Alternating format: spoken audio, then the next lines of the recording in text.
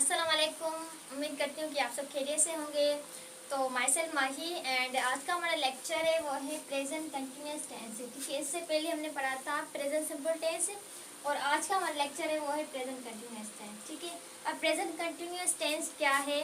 तो basically present continuous tense वो है जो प्रेजेंट में बट कंटिन्यू, कोई भी काम कंटिन्यू है। जैसे कि मैं आप सबको पढ़ा रही, ठीक है ना, ये कंटिन्यूस है, या मैं बोर्ड पे लिख रही, ये भी कंटिन्यूस है, या मैं मतलब लेक्चर को रिकॉर्ड कर रही, ये भी कंटिन्यूस में है।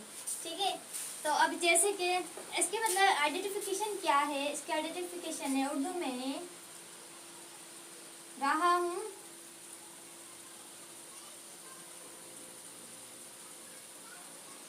रही हूँ या रहे हैं। इसकी उर्दू में आइडेंटिफिकेशन है। ठीक है, अब इसका अगर स्ट्रक्चर देखा जाए, मतलब प्रेजेंट सिंपल टेंस का अगर पॉजिटिव सेंटेंस का स्ट्रक्चर देखा जाए, सिंपल सेंटेंस का स्ट्रक्चर है ना, सिंपल का स्ट्रक्चर देखा जाए तो सब्जेक्ट है plus verb plus helping verb plus first form of verb, ठीक है, प्लस इंग प्लस ऑब्जेक्ट। अब जो सब्जेक्ट कोई भी हो उसके बाद इसकी हेल्पिंग वर्ब क्या है? इसके हेल्पिंग वर्ब है इज एम एंड आर। हाँ, सही है। और उसके बाद जो है वर्ब की जो है इंग फॉर्म लगती है। अब इंग फॉर्म क्यों लगती है? और चाहे मतलब प्रेजेंट का हो कंटिन्यूस, मतलब प्रेजेंट कंटिन्यूस हो या पास्ट कंटिन्यूस हो या परफेक्ट फ्यूचर कंटिन्यूस हो, लेकिन इंग फॉर्म जरूर रखती है क्योंकि ये कंटिन्यूस है ना, तो ये ना शो करता है। उसके बाद ऑब्जेक्ट कोई भी हो। अब इसे मार्क किस किस के साथ लगते हैं? जो इसके मतलब लगते हैं वो ही शी एंड इट के साथ इज लगता है, और एम जो है वो आई के साथ लगता है, और उसके बाद जो आर है वो लगता है वी यू दे। ठीक है, अब हम देखते हैं अगर मिसाल अगर कोई सेंटेंस मतलब बनाया जाए, जैसे कि अस्मा केक बना रही है, अस्मा केक बना रही है। सही है। अब रही है ये पहचान हो रही है कि कौन सा सेंटेंस है, प्रेजेंट कंटिन्यूस का है।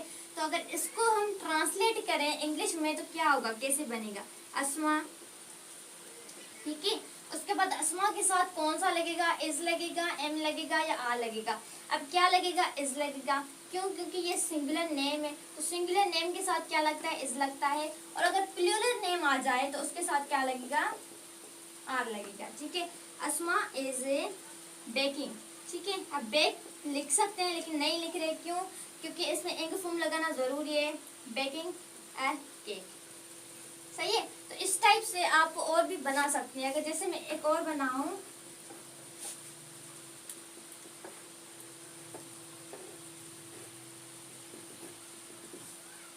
अगर मैं एक और बनाऊं जैसे कि I am teaching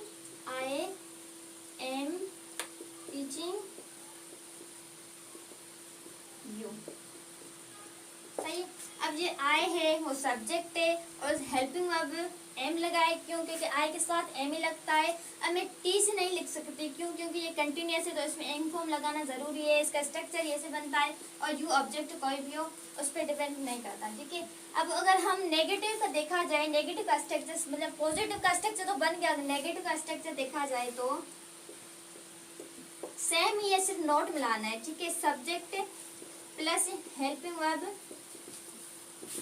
plus note plus verb की इंग फॉर्म प्लस ऑब्जेक्ट। सही है, subject plus verb helping verb plus note plus verb की इंग फॉर्म प्लस ऑब्जेक्ट। अगर हम इसको नेगेटिव में बनाए तो ये कैसे बनेगा? जैसे आई एम टीचिंग यू, अगर इसको नेगेटिव बनाए तो क्या बनेगा? I am. ठीक है, फिर क्या लगाएंगे? सब्जेक्ट हो गया, हेल्पिंग वर्ब आ गई, उसके बाद क्या आएगा? नोट आएगा, नोट। उसके बाद वर्ब आएगा टीचिंग यू। सही है, I am not teaching you, I am not recording video, I am not eating Apple, I am not baking cake, ये से मतलब बन सकते हैं और भी।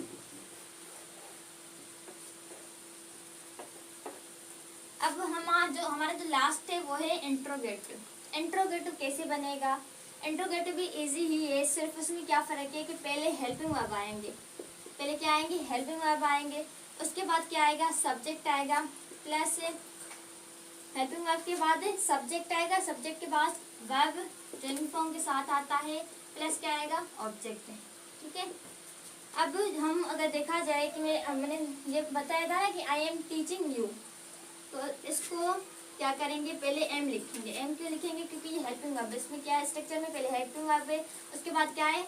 एम आई। आई क्या है? सब्जेक्ट है, और टीचिंग लिखेंगे, वर्ब है, यू वो ऑब्जेक्ट है। ठीक है, डिफरेंस कोई नहीं, बस जैसे जो है नेगेटिव में हम नोट मिलाते हैं, और इंट्रोगेटिव में जो हमारे हेल्पिंग वर्ब है वो हम सब्जेक्ट से पहले रख देते हैं। ठीक है, अगर हम सेंटेंस बनाए जैसे कि am I teaching you, am is Asma baking a cake.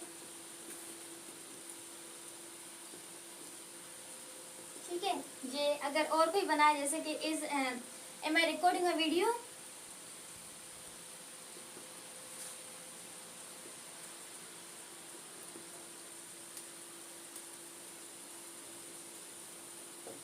अब ये यहाँ तक क्लियर है। आई होप आप सबको समझ आ जाएगा।